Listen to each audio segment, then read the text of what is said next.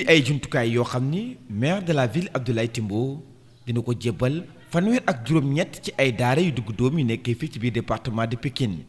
nekk ay lycée ak ay collège ngir ñu mën a door njàng mi ñaari fan ci weerum juin. ku ci nekk dinañ la jox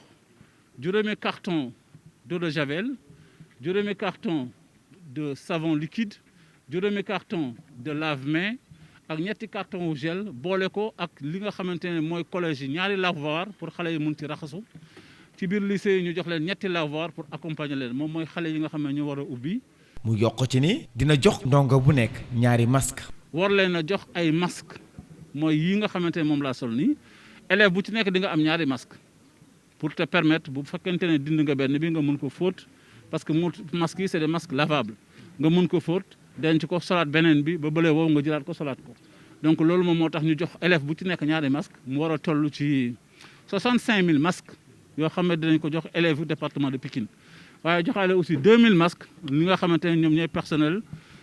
pédagogique bi nga xam ne ñoo leen di accompagner mooy profil. cay kàddoom ba tey muy xam leen dina jël ay ndaw duppe leen ay volontaires ngir ñu gën a taxawu tu tànk yi ci biir daara yi ngir ñu sàmmonteeg gestes barrières yi la. dem ci école yi ñu war cee tànn téeméer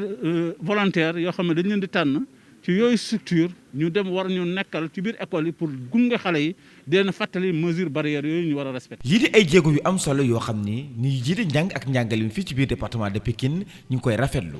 te it di gën a ñaax askan wi ñu toppatoo tu tànk yi ci diggante l'école bi ak ci biir kër yi ngir ñu moytandiku ko feebar bi di Covid 19. mesure barrière bi xale bi day dem école mi ngi ci famille am mais diggante école ak famille tamit il fallait ñu jël ko en charge moo tax maa ngi lancé appel parents yi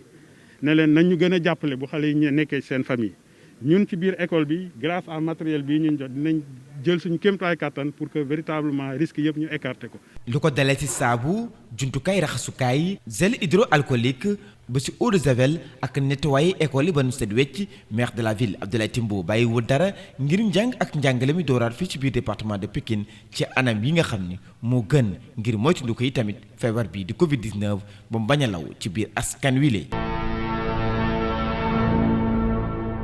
Voici le lot de matériel déployé par le maire de la ville Abdoulaye Timbo pour l'ouverture des classes le 2 juin. Ces matériels de protection seront mis à la disposition de 38 établissements moyens secondaires dans le département de Pikine. Pour ce qui est des collèges,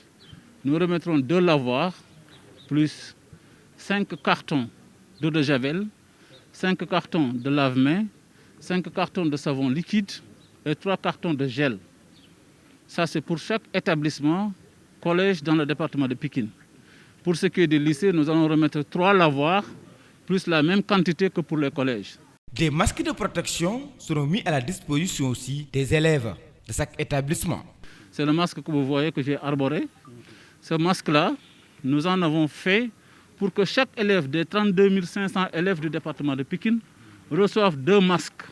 Chaque élève recevra 2 masques de couleurs différentes. Le maire de la ville Abdoulaye Timbo est allé plus loin en recrutant des volontaires pour assister les élèves dans les établissements pour un respect des mesures barrières. Pour chacun d'entre eux, nous en prendrons 100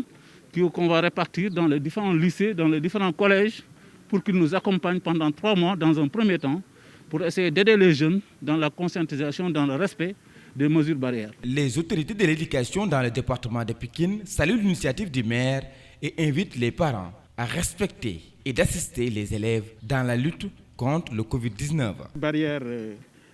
ce n'est pas uniquement l'école qui doit jouer sa partition. Il y a l'école, il y a la famille, il y a entre l'école et la famille. Et c'est extrêmement important si l'école joue, en tout cas, remplit sa mission. Le parent d'élève également doit remplir sa mission. Maintenant, la question... Des outils de protection, des lave-mains, des masques, des gels hydroalcooliques et des savons ont été mis à la disposition des établissements scolaires dans le département de Pikine par le maire de la ville Abdoulaye Timbo pour endiguer la propagation du Covid dans la banlieue.